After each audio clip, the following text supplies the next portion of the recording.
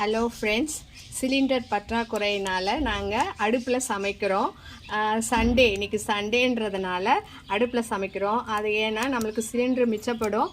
மற்ற நாள் நம்மளுக்கு அர்ஜெண்ட்டாக தேவைப்படும் இல்லையா, அதனால் நம்ம வந்துட்டு ஒர்க்கிங் டேஸில் இது மாதிரி செய்துக்குன்னு இருக்க முடியாது. அதனால் லீவ் நாளில் நம்ம அடுப்பில் செய்தோம்னா நம்மளுக்கான சிலிண்டர் மிச்சப்படுத்தலான்றதுனால நாங்கள் இன்றைக்கி அடுப்பில் சமைக்க தொடங்கியிருக்கோம்.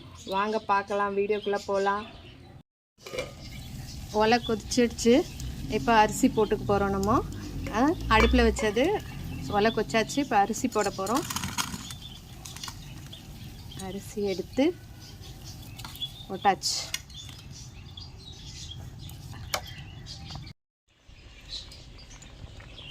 சோறு கொதி வந்துடுச்சு நல்லா.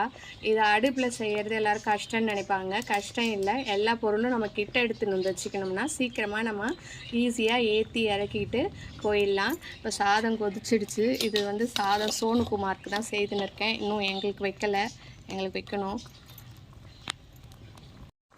சோறு வெந்துடுச்சு. இப்போ வடிக்க போகிறோம்.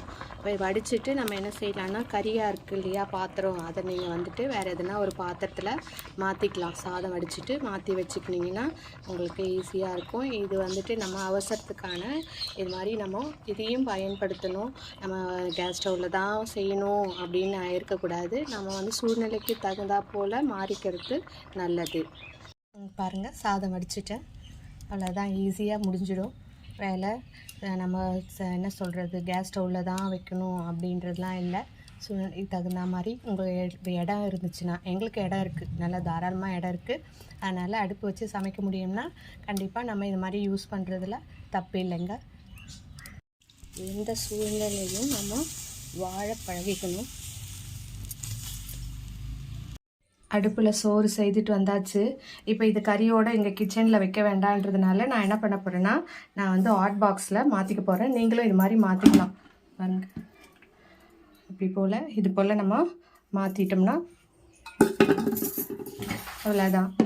எந்த சூழ்நிலையும் எதுவுமே இல்லை அப்படி இப்படின்றதுலாம் நினைக்க தேவையில்லை. நம்ம இஷ்டத்துக்கு அழகாக செய்துக்கலாம், சாப்பாடு செய்துக்கலாம். நீங்களும் ட்ரை பண்ணுங்கள். இடம் இருந்தால், உங்கள் வீட்டில் இடம் இருந்தால், அடுப்பு, விறகு இதெல்லாம் இருந்தால் கண்டிப்பாக நம்ம இப்படி செய்யலாம்.